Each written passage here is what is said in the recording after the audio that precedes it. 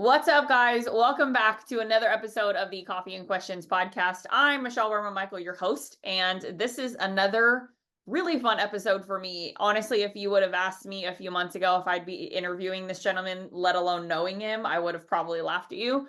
But the reality is we now swim in the same circles and we got to spend a little bit of time together, but none other than Jonathon Haddad, the current CEO of AIME. And that's a relatively new title. Nonetheless, thank you for joining us and welcome to the show. Thank you for your positivity. Thank you for always being dialed in and just being an executor across the board. I appreciate you. Oh my gosh. Well, I appreciate you. And I think that if people are listening to this and they're unfamiliar with you, I think that's the best place to start. Obviously, the new CEO of AIME, but if you can dig into a little bit of your backstory, how long have you been in mortgage? Did you start in mortgage? Just kind of the backstory to how Jonathon became who Jonathon is now.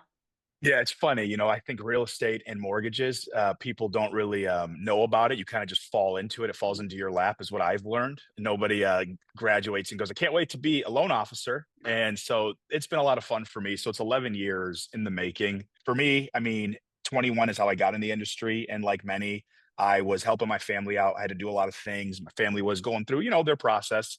And so I was actually a bartender. I was in college, ended up dropping out of college to help the family out. So I bartended full time at Buffalo Wild Wings. Okay, still Yeah. remember everything. Had a lot of fun. And then I was going to actually go back to school when I was about 21 years old, just turning 21. And this guy walks into my bar dressed to the nines, and he looks good. And as a young adult, you start to notice things like the Rolex, the Burberry, and I was like, huh, that's kind of nice. And where I worked, you didn't really get many people that walked in wearing that stuff. So I took care of him the same way I took care of everybody else. And I did such a great job. He wanted to pull me aside after I was done. And he asked me, he goes, how much money do you make? I said, it's a weird question. He asked me again, how much money do you make? I tell him, like, you want to make triple. So who do I got to kill, to make triple? So he goes through, explains what he does and all this. So I go home, I talk to my grandma, and she, doesn't speak much English, but she's talking to me in Arabic.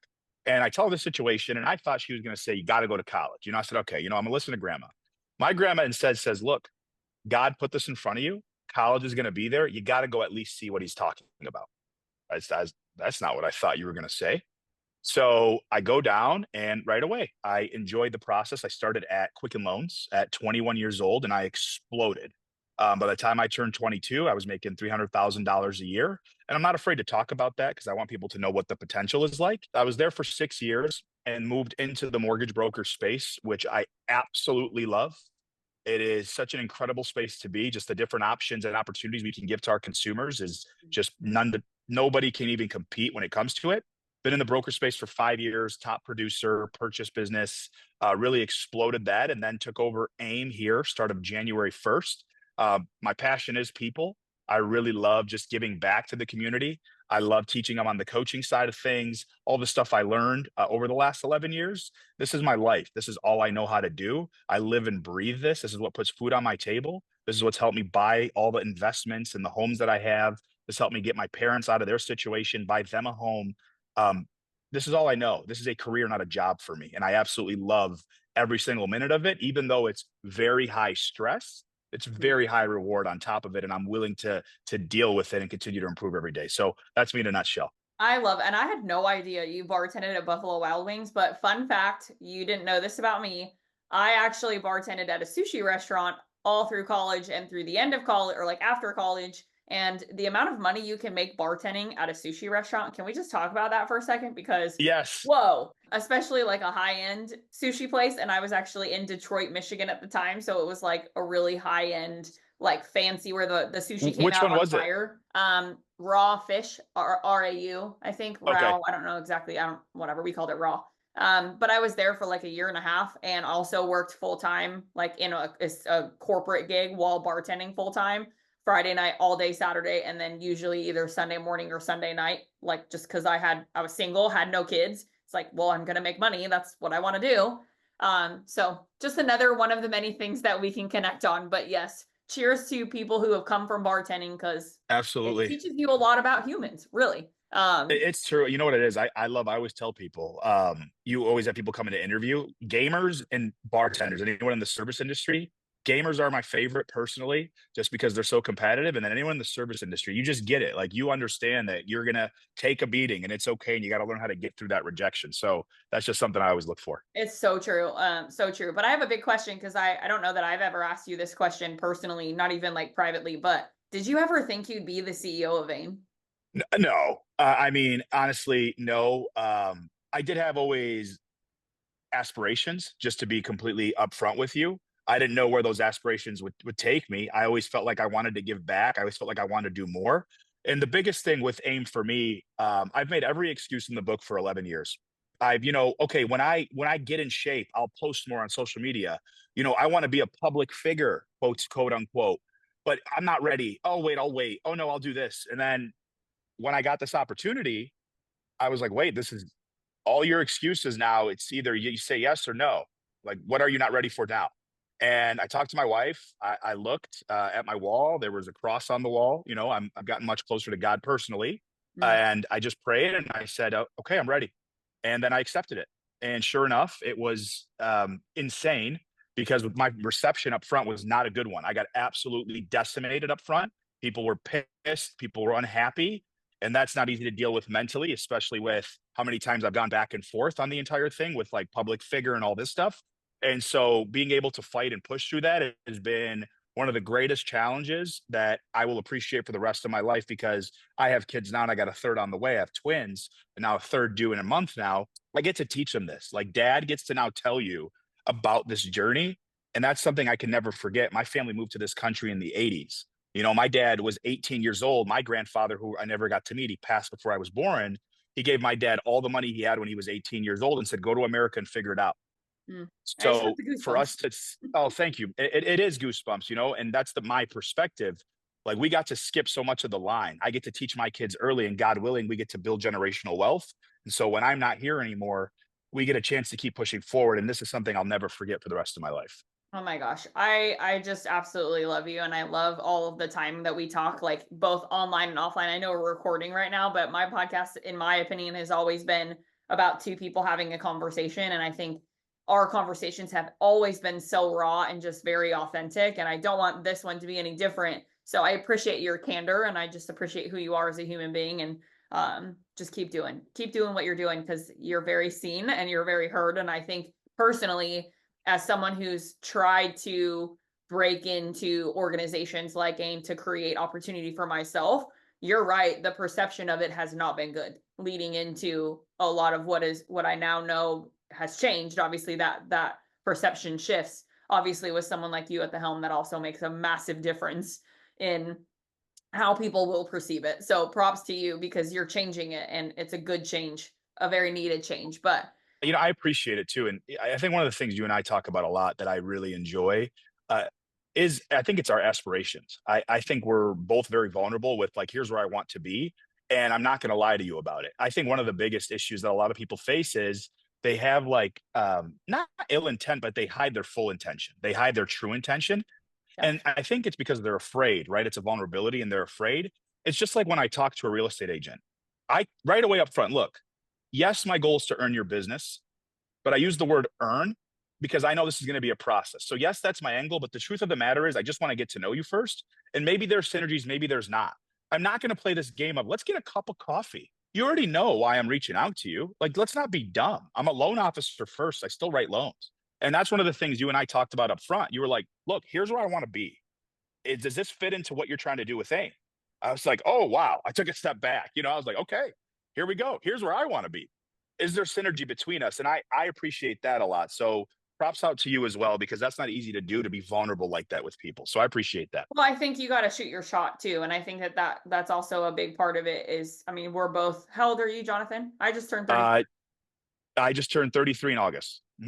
So we're called basically the same age, right? Oh, that's right. Yep. You have the same birthday as my son. My How did son. I Yes, forget correct. that? No, you're good. So I mean, we're call it the same age. I'm slightly older than you, right? By what, a year? But what I Yeah. think is so interesting is, as I've gotten older and as I've gotten more successful in my career, I know and I feel when I can ask for something like that, right? Like I feel when I have a relationship with someone, hey, yeah, I want to do a webinar for AIM, or yeah, I'd love to be at Fuse next year, right? And being able to say that to you very honestly, but also more importantly, having something to back it up, I think is the key, right? Like I am exactly who I say I am. My presence speaks to that. And I will never be anything different, love me or hate me, but hopefully more people fall on the love side. But the reality is like I just am who I am.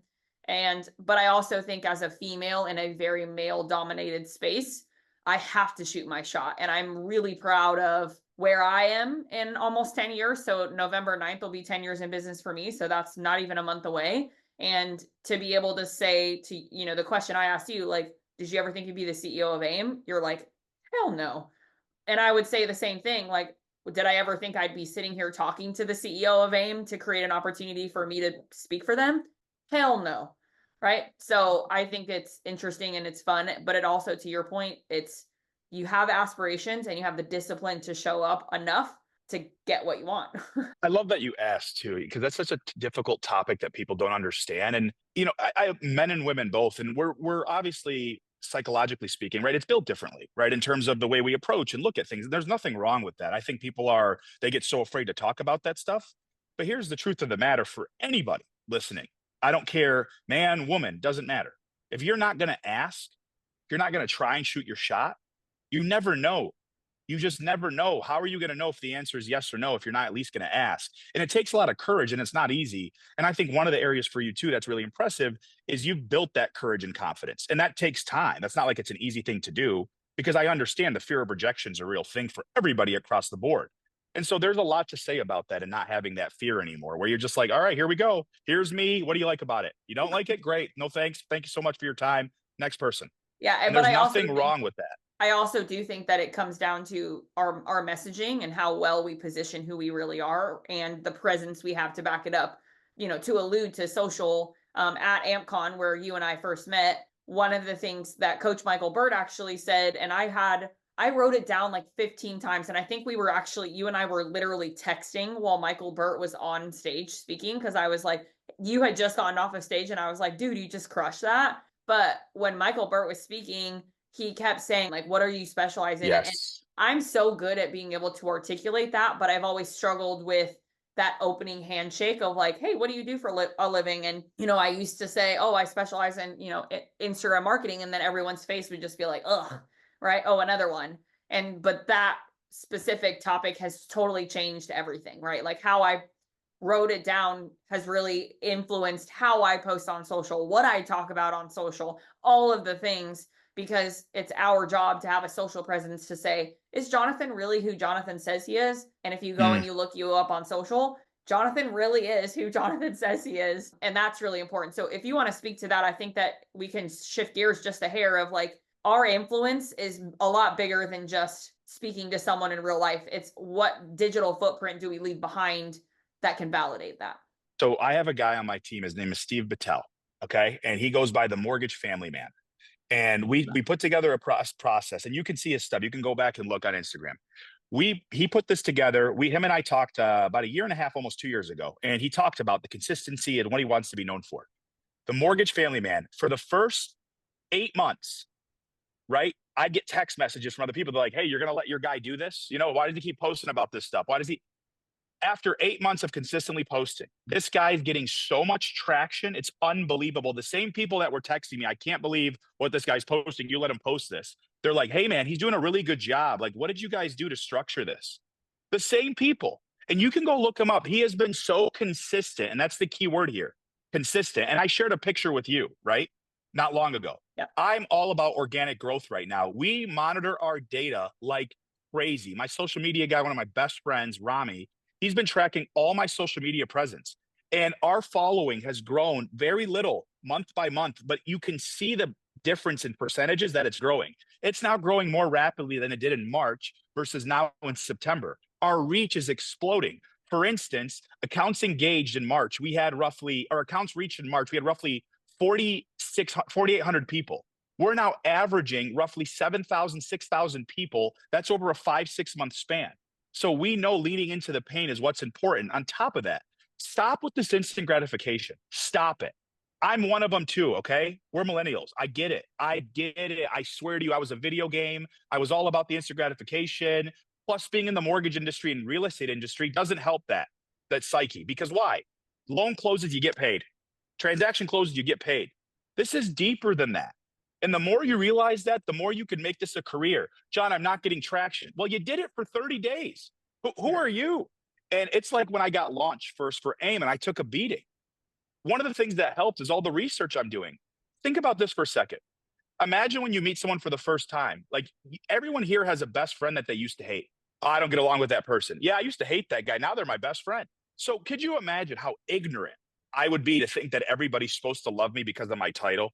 John, I'm not getting traction. Yeah, because people don't know you. They think you're bullshitting. You post once for 30 days, right? You post once a day for 30 days. You're a liar if you don't continue to post. He just did this, unintentionally, just try and get traction. So stop thinking about instant gratification and learn to start leaning into the pain and build out a real process. Be consistent with your process. Follow the procedures and listen no matter how bad it sucks. There's days I don't want to do content. Guess what? I have accountability now. I have accountability. My guy Rami won't let me. No, you got to do it. I'm sorry, bro. You have to do it. And if you don't have that in your life, find somebody. There's someone there to help you. Reach out to Michelle, by the way. She'll do a hell of a job holding you accountable. Oh, yeah. But I'm sorry to get so passionate about it. Him and I were just having this conversation, and I cannot express to you how good it feels to start gaining this traction organically by staying super consistent. And now I want to do it and I want to be a part of it. Oh, it's so true. I mean, I remember even when I first started posting, and I tell all this like this to everybody, if you scroll far enough back on my Instagram and in my socials, you'll be like, wow, that is wildly different than what it looks like today. And same thing for you. If you scroll all the way back, it looks a lot different on day one than it does now. And I think that's the beauty of it. You say lean into the pain. I mean, hell, what do you think the first 5 years of trying to figure it out are? And I think Brutal. it's brutal. Like you're literally prospecting like nobody's business. Like for me, the secret sauce being how to actively prospect through Instagram being my bread and butter, through the art of leverage and understanding how to essentially tap into the power of my relationship with you to create the bridge to somebody that I don't know, right? But I teach that for a living. But how do you think I teach that? Or how do you think I've gotten to a place where I can, for that matter? I've done it. I'm doing it. And I think it's one of those things. Like I had a gentleman, and I know we talked about this offline, but I got to say this again out loud. I had a gentleman email me this morning and tell me, Michelle, I love the homework that you gave me after our first coaching session. Like, I really think that this is going to be super beneficial for someone, but I just got to tell you, like, I know I'm not going to do this. I know I'm not going to do the videos. I know I'm not going to post them on social. And honestly, I've been having a lot of success with cold calling. So I'm just going to go do that. And okay, like, I mean, I'm in that headspace of if that's what you want to do and that's the trajectory you see yourself on, great. But do I think that that's going to serve you well in the long term in the mortgage space or in the recruiting space if you're trying to recruit? No, I don't. And I would love it if you could speak to what your head is saying to that email, or how you would even respond to that if somebody emailed that to you. I think you and I talked offline about this. Like, one, I appreciate the honesty first and foremost. I think the fact that people are honest with themselves, no problem. Like, if you're not that mentality, I get it. But to your point, if you want this to be a career and not a job, start adapting. And here's why. Millennials are just entering the home buying stages. That's the truth of the matter. People our age, 33, 34, they're just starting to enter. They believe that millennials will have roughly 60% of the workforce over the next 5 years. 60% of the workforce is by millennials, which means they'll start buying houses. Look at the data. This isn't like I'm making it up. Look at the data. How do millennials gather information? By the way, you can chat GPT this. Super easy. Visual and video content's number one. Bite-sized digestible content's number two. Mobile and digital first is number three. So the top three are all social media. The top three. So what's that say to you? The future homeowner, if you're in mortgages, you're in real estate, which that's who your clientele is, it's saying it's social media. Yet you're saying, I want a cold call. Fine, no problem. You want this to be a job or a career. If you want it to be a career, start learning how to adapt. And the way you adapt now is through social media. And if you don't want to do it, no problem, but don't sit here and be upset with your lack of results. And by the way, your ability to build true relationships through social media. Why? It's a representation of what you stand for. People want to know what you stand for. This isn't like the old times where you just see these big billboards on the side of the road, where you just see a commercial. Whoever can get to the yellow books or yellow pages first and have ABC. because they show up first. That's done. It's gone. People want to know who you are as a human being because they don't want to give their money to somebody that's an asshole. Excuse my language.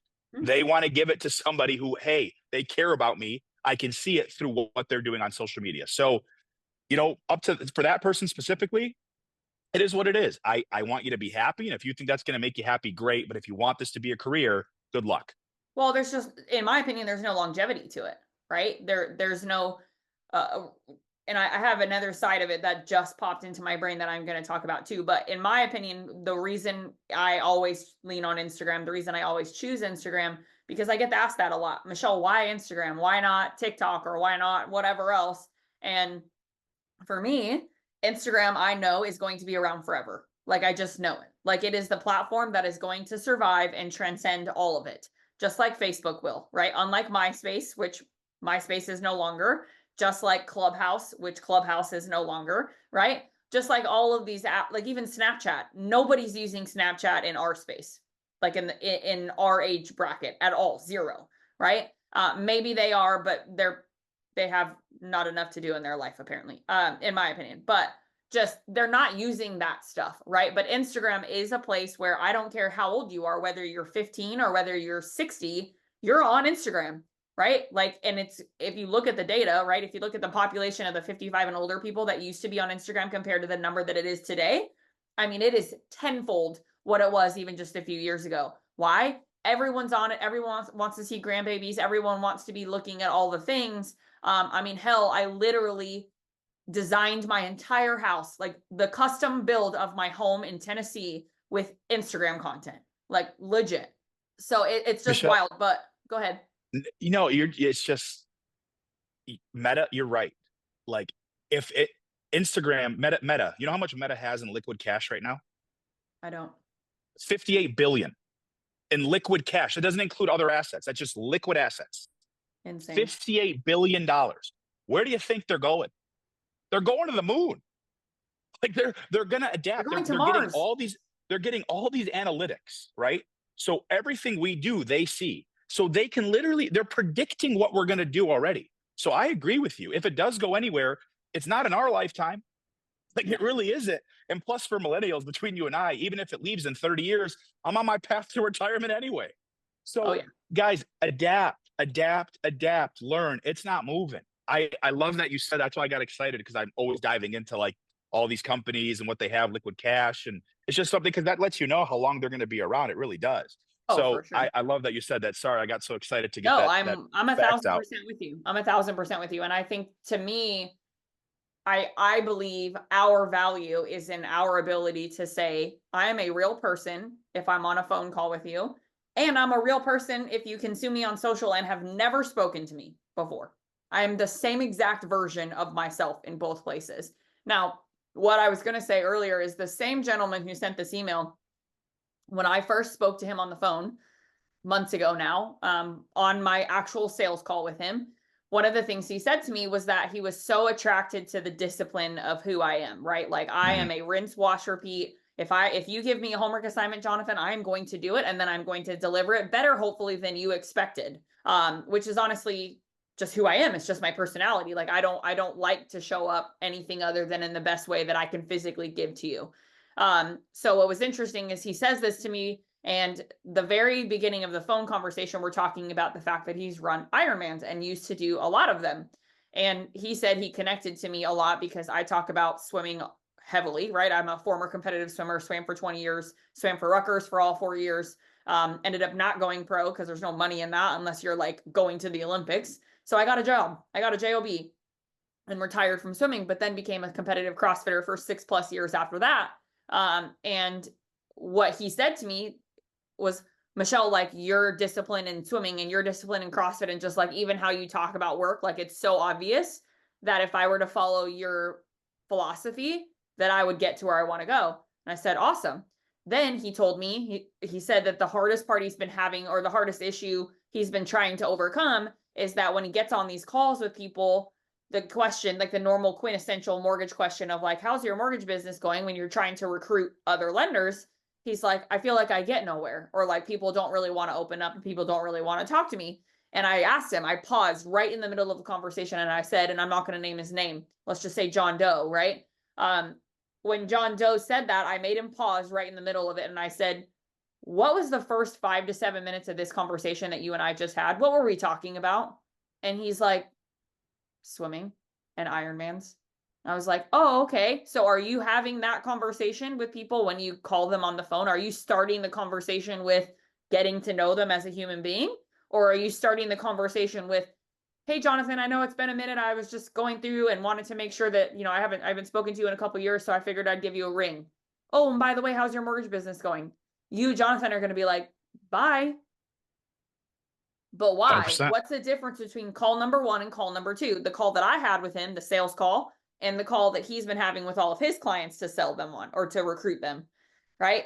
There's no relationship. He didn't even try to build a relationship with them. Nothing about my coaching, nothing about what I do for a living, nothing came out for the first at least 7 minutes of that phone call. That's the difference between successful social marketing and successful sales calls and not. You know what's funny? I love this. So I talk to my team about this a lot, and I want to make sure I give context here. But we always say this in our meetings. Would you be afraid if I called your agent? And what I mean by it is you always have to have a healthy dose of paranoia that someone truly is better than you are. And so what I teach my team is analyze people, like people you interact with everywhere. It doesn't matter whether it's a bartender, it's a waiter, waitress, whether it's just at a hotel, the service that you're getting. Think about it. Watch and feel the way that it is, and then understand that feeling. And then how do you duplicate it to make it your own? So you have to also be learning from people and listening to people, because to your point, okay, if Michelle's calling my client and me and Michelle are calling the same client, okay? We're calling the exact same client. John Haddad calls the client and says, hey, I'd love to check on your mortgage. I think there's an opportunity to save you money on your interest. And Michelle calls and she goes, hey, we follow each other on social media. I saw that you have a daughter that swims. Did you know I actually did competitive swimming? Look, I'm just reaching out to check in on you. Just build a relationship. I'm newer to the industry, but I'm truly doing the best that I can to build relationships. And even if you're not looking to do something, I totally understand. I want to send you my card, but more importantly, I want to reach out. And if your daughter has any questions ever about the swimming industry, just know I'm here to help. Could you imagine the difference on that call? It's crazy. So it's like, why would you not learn? And people go, well, John, that's sales. No, you know what sales is? People have such a negative connotation. They think I'm Matilda's dad. Like that's what they think. Like you're Matilda's dad. That's not, no, the best salespeople I've ever met, some of the best human beings I've ever met. God rest his soul. He passed away, my mentor, 6 years ago. They're the most highly effective communicators I've ever met in my life.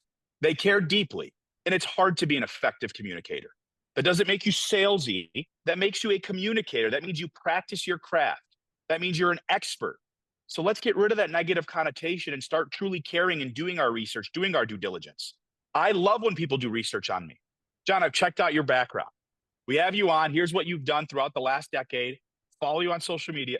That's not salesy to me. That person cares. So get rid of the negative connotation and start caring a little bit more. I love that you said that. Well, and also, think about social, right? Like before I call anybody, when I have a sales call on my calendar, the first thing I do is I look that person up on social, on Instagram, on Facebook. They have a post that they recently put out. Something happened with the hurricane recently. Someone just had a baby. Someone just had a grandbaby. Like whatever I can bring up in this conversation to start that call not only does it put me at ease as the person trying to ultimately sell them something, but it also makes them at ease and them more likely to open up to me. So both sides win. Now tell me, imagine if you had a list of 100 names in front of you and you had to call all 100 of them. You, Jonathan, only have names, right? You just have a cold call list. You have Michelle, Michael, cell phone number. I, Michelle, have Jonathan, and I have 3 bullet points from social media because I've gone to your social media and I haven't even done it. Let's say someone did the work for me, right? So I just have your name and I have 3 bullet points, 3 things about you that have very recently happened in your life based off of social media content you have posted. Now I call you. Who's winning? You're winning. Every time. You're not, it's not even that. Like your confidence level is so much higher than mine. Like you think about that. You know what I mean? Like it's already a fear of rejection, right? Like that's people's biggest fear when it comes to sales. I've just 11 years of doing this. That's the thing. You're now minimizing the actual potential of that fear. It's still there, but the difference is you have points to direct yourself to. All because what? You took a little extra time. You really calculated and you were absolutely dialed into who you should call. I love that analogy, by the way. I'm going to steal that from you, just so you know. Steal it. Just a heads up. It's also in my keynote, so you'll probably hear me say it. Thank you. That's perfect. But it's so good and it's so true, right? Because the reality of it is, if I only have time to call 25 people, I'm going to make the most out of the 25 names that I'm going to call that day, because I don't have a lot of time to do it outside of it. I mean, like, everybody's got prospecting hours in their day, right? You hear all these people who have like the miracle morning, or they do, like I have golden hours, right? You and I text at 4 a.m. because we're both up. But like, I get up at 4:15 like clockwork every morning, and I work from 4:15 to 6:30 when my son Knox wakes up religiously. I call it my golden hours. I get so much shit done in 2 hours before the sun and the world is awake. Like, I'm a mom superhuman, truly. Like, and that's how I feel in those 2 hours. But the reality is every morning I prospect, no matter what, like clockwork. Without fail, I send a message to someone that I do not know every single morning without fail. And the discipline in that is that it's me doing it. It's not someone else doing it. It's not, I've hired someone and I've delegated it out. Delegation is key. Don't get me wrong. I have 5 full-time employees. I get it. Right. But you cannot delegate yourself out of, I should say, you can delegate yourself out of an opportunity. So you can undo an opportunity just by simply saying, I want to hit the easy button. I want to have someone else do it for me instead of me being the one to do it. And I just don't believe in that, right? So the people who I think win, you included, very much so, even more so than me, are the people that are willing to do the uncommon thing that nobody else is willing to do. Hey, Jonathan, do you want to send a message to someone you do not know every single morning on Instagram for 365 days? In your mind, you're like, who has time for that? In my mind, I'm like, give me a spreadsheet that has 365 boxes. I'll send one message to someone every single day. You know why? Because in a year, you'll still be sitting in the same chair you're in, and I'll be in a very different chair. And I'm just so, like, to your point, you keep saying you're super passionate about it. Like, I am like oozing passion when it comes to stop making excuses for why you're in the same position that you are currently in, that you were a year ago or 2 years ago when it comes to social or when it comes to Instagram. Because you have the golden brick road, you're not doing anything with it. You know what I love about that? So you just reminded me of my mentor. So he one of the best human beings ever. I bought 100 of these. I'll be buried with this. Like I'll never take this off. It's never been off my wrist since he passed. He used to say something. He used to say, give others permission to smile. And here's what he meant. This is where coaches are so valuable. What I find is building confidence in someone is never easy, but here's the truth of the matter. If they follow your regimen for X amount of time and they find a win one time, you just gave them confidence. So you gave them permission to do the thing they thought they couldn't do. And this is the value of coaches. And that's what he taught me is you have to give them permission to smile. And you're the consistent one, right? You're the disciplined one. You're the dialed in one. Most people are not built that way. There's nothing wrong with that, by the way. But let's stop pretending that we don't need help. I need it too, by the way. It's not like I'm perfectly disciplined. I'm not. I got to do a much better job in certain areas of my life. And I got to get coaches to help me do that. But the second you get a win one time, oh my God, it's lights out. It's like your addiction to CrossFit. Mm-hmm. You know, you saw results. You did it for X amount of time, whatever it was, you see results, you go, yep, I'm in. I'm not stopping. And that's what we have to continue to do as people and as coaches. And by the way, I'm not a coach, John. Yes, you are. Every person's a coach. There's somebody out there that looks up to you. Whether you have kids or not, somebody's following you. Someone's paying attention to you. Mm-hmm. So give them permission to do something special. Thank you for reminding me of that. I forgot. I haven't told that story in a while. Oh, it's so good. And it's a great story and you should tell it every time you can. But I think the biggest piece of this, and my last big question, if for sake of time and for just in general, right, is influence is a big word in our world. A mutual friend of ours, how we met, Renee Rodriguez, talks about how to create influence, and that's his secret sauce, right? But I've never been involved or at a Renee event and not left with a better and clearer understanding of what that means for me personally on my day-to-day or in my day-to-day, as well as how I can lead or even enter a conversation with someone that has more influence than me, right? And it's just changed everything. I mean, it even changed the way that I have the opening slide of a webinar has Mm, changed because of this guy. Like, and I think every day I wake up and I say, influence is one of these things that's not going to be overnight. I'm not going to wake up tomorrow and be like, wow, all of a sudden I am where I never thought I'd be, right? Because the reality is there was 10 years of work for one opportunity, another 10 years of work for another big opportunity. Like, and it's this slow trajectory where all of a sudden at the end of your life, hopefully, I have 3 words that I want people to remember me by. And I'm about to ask you this question, so I'm doing that on purpose to give you a second to think about what your 3 words are. But I have 3 words that I want people to remember me by when I die, right? So at my funeral, I want people to say these 3 things. Number 1, she was super giving, just very loving and giving of like everything I could do, I just gave, right? And really, I believe that I am that.